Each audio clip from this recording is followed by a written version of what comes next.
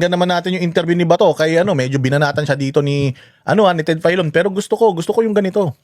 Si Ted Filon, itatanong niya yung mga crucial na tanong. Parang kami din yan eh. O hindi ibig sabihin si Ted Filon, binabalaw sa ubas si Bato rito Kasi nasagot naman ni Bato yung lahat ng mga tanong niya rito. Pasok, Ted Filon. Ngayon, ang nagre-replay ng inyong mga naging unang pahayag tungkol dyan sa ICC arrest warrant na yan.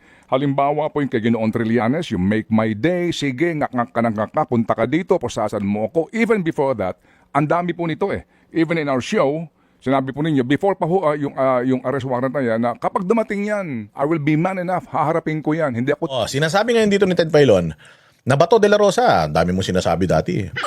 Sabi mo dati, matapang ka. Trillanes, pumunta ka rito, ikaw mag-aresto sa akin. Ngayon, nagpunta na si Trillanes dyan, hindi ka na nagpa-aresto. Anong nangyari, Senator Bato? Sa akin, sa ganyang bagay, okay lang. Wala namang epekto yan sa bayang Pilipinas. Ang pinakamalaking mambubudol, so parang sinasabi mo ba na si Bato de la Rosa is not man of his words? Si Marcos nga Sinabi mismo ni Marcos na hindi makikipag-cooperate sa ICC. Sinabi mismo ni Marcos na hindi niya ibibigay si Pangulong Duterte. Pero siya mismo nag-utos na ibigay si Pangulong Duterte. Bakit hindi natin ginigisa yun? Nangako si Bongbong Marcos ng unity noong kampanya.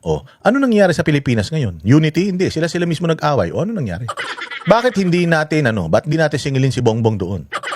Ito lang, napakaliit lang. Itong hamon ni Senator Bato de la Rosa, kay Trillanes lang. Dahil tarantado naman talaga yung si Trillanes. Kung sabihin na natin, hindi tumapad si Bato de la Rosa sa hamon niya kay Trillanes, ano naman? Anong naging epekto nun sa bayang Pilipinas? Naghirap ba tayo? Yumaman ba tayo? Lumubog ba tayo? Lumutang ba tayo? Hindi, di ba? So kung ako si Senator Bato de la Rosa, sinabihan mo ako ng ganyan, okay man lang yun sa akin. Sabi mo na bakla ako. Sabi mo na sinungaling ako. Nakaapekto ba yan sa bayang Pilipinas? Hindi.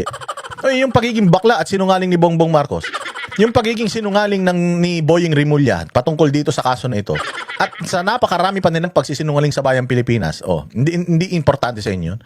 Napakabigat ko ba? Napakasikat ko ba na Pilipino para yung aking hindi napanindigan na hamon ko kay Trillanes, tain-tai kayo?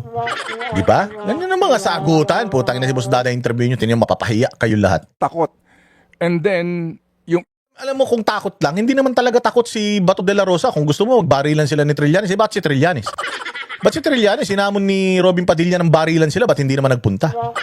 Kasi dyan, kaya nagpunta si Senator Bato de la Rosa, si Senator Trillanes, dating senador na talunan, na si Trillanes dyan, kasi mag-grandstanding lang yan dyan. Gusto lang yan ipahiya si Bato de la Rosa. Napahiya na si Bato de la Rosa. Ano ngayon? And besides, sabi ko nga sa inyo, sino napahiya? Si Bato o sila? Sila napahiya. Dahil hindi nila nakuha si Bato. Natakbuhan sila ni Bato, tanda-tanda na ni Bato. Alam niyo ba kung ba't bumilis tumakbo si Bato? Naka-Baker Slim yan. Nagpapayat din yan. Pinaghandaan niya yan. So sino mas nakakahiya ngayon? eksena po na napanood ng mga Pilipino na kayo nagkukumahog na tumatakbo at iniiwasan yung NBI. How do we reconcile that? Well, that's a basic human instinct, no? Self-preservation. Self-preservation yan. Sino ba namang tanga na gusto magpapahuli? Sabihin na lang niyo ako na ako ay, okay lang, sabihin niyo ako na ako ay duwag. Pero hindi ko po matanggap na sabihin niyo na ako ay tanga. Napakaganda nung sinabi ni Bato na yun. Okay lang, tawagin niyo akong duwag. Pero yung tanga, hindi ako papayag.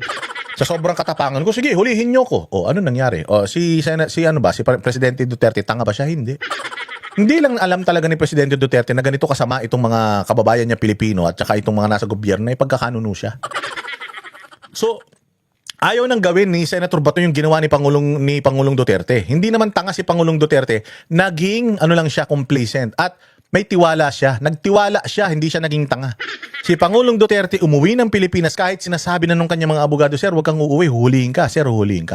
Sabi niya, "Hindi, may tiwala ako. Poprotektahan ako ng konstitusyon, poprotektahan ako ng korte, poprotektahan ako ng pulis, poprotektahan ako ng sundalo.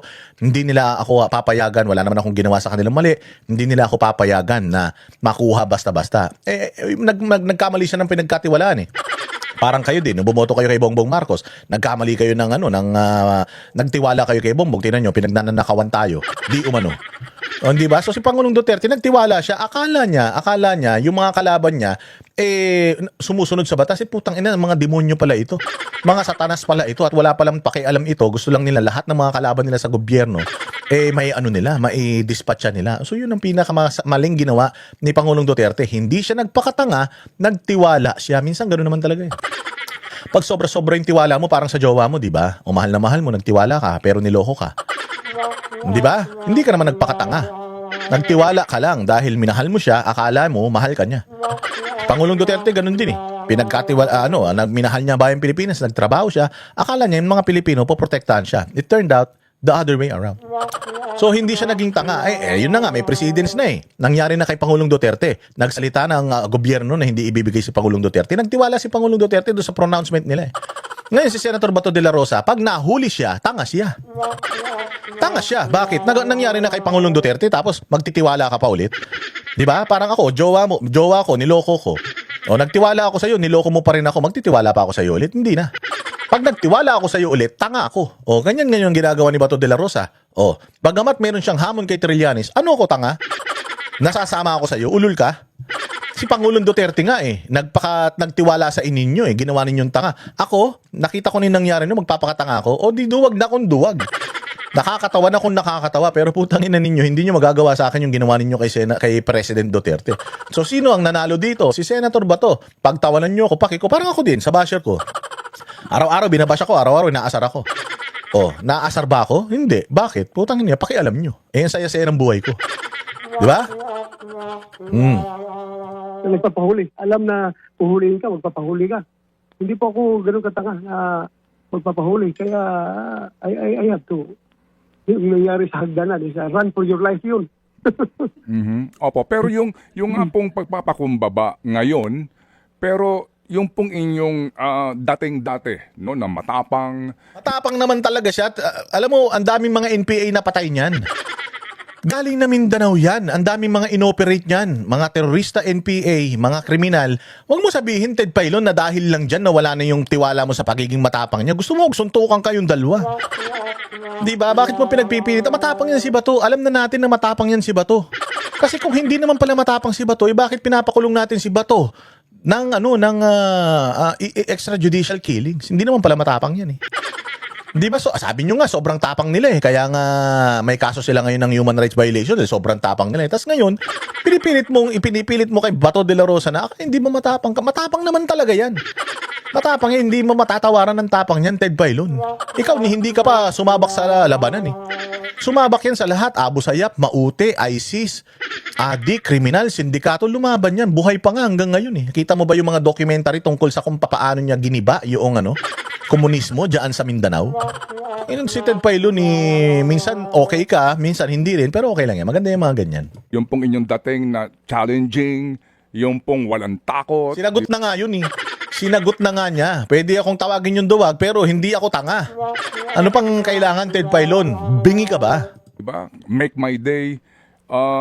Meron pong mga ngayon, reaksyon na ngayon ganyan kayo, pero nung una na kayo po'y nakaupo sa pwesto, hanggang sa bago dumating itong ICC warrant of arrest. Kaupo pa rin naman siya sa pwesto ah. Senador pa rin siya hanggang 2032. Ano ba si Ted Pailon? Ano gusto mo palubasin? Tanga ka ba? Iba ho kayo nun eh. Paano po namin dapat tangkilikin yun? Wala naman siyang pakialam kung tangkilikin mo siya o hindi. Kung maniwala ka sa kanya o hindi, Ted Pailon, wala siyang pakialam. Bakit? Di ka naman makakatulong sa kaso niya eh. Di ba? Di ka naman makakatulong sa kausa niya. Bakit? Pag naniwala ka ba sa kanya, mawawala na yung ICC? So kung tingin mo sa kanya, bakla siya, di bakla siya. Anong problema ron? O napaka-importante mo bang tao, Ted Pailon, para isik yung iyong confirmation? Sino ka ba? Kasi noon naman kasi, Ted, binigyan ako ng assurance yung Pangulong Marcos na never kami ni President Duterte pagkakanulo niya sa ICC. Yan sabi niya sa akin, 2 beses eh, na huwag ka maniwala dyan, Bato. Hindi ko papasukin ng ICC dito dahil wala yung jurisdiction sa atin. Hindi na tayo membro ng ICC. Hindi kayo magagalo ng ICC. Kasi kung gagawin ko yan, na papayagan ko yung ICC makialam dito sa atin, after President Duterte, after you, sinong next? Baka kami na naman ang pakialaman ng ICC. So bakit ako papayag? So ganun katapang yung stance noon. Dahil alam ko, ang stand ng Philippine government is not to cooperate with the ICC. Eh ngayon, bumaligtad, pinagkanulo na yung Pangulong Duterte sa kanila. So, alangan naman magtapang-tapangan pa rin ako na nahamunin ko si President BBM na, sige, isurin. O yan ang matapang na tao, yung kayang umamin ng kanyang pagiging malambot. O matapang ako noon. Eh ngayon hindi na eh. Ayaw kong makulong eh. Eh noon wala pa naman ako warrant. Eh ngayon may warrant na. O di na ako matapang. O anong problema mo ngayon doon, Ted Pailon? Anong masama doon? Eh self-preservation nga yan. Ayaw niyang mangyari sa kanya yung kay Pangulong Duterte. Hindi naman mayaman itong mga De La Rosa na ito na buwan-buwan pwede silang pumunta doon sa Europe. Ted Pailon, putang ina, minsan wala ka rin sa hulog eh. Interview ko doon. Magkakakuan tayo dito. Mali yun. Mali yun. Opo, sige. Tao lang naman tayo, Ted. Tao lang tayo. Opo. Ayan, yun ang pinaka-importante sa lahat. Yung umamin si Senator Bato de la Rosa, tao lang po tayo, tao lang tayo. O, hindi siya katulad ni Bongbong. Mali na nga, putang ina niyan. Mali na. Itinatama pa. Ni hindi man mag-apologize. O yan ang dapat na binabanatan nyo. Walang hiya kayo.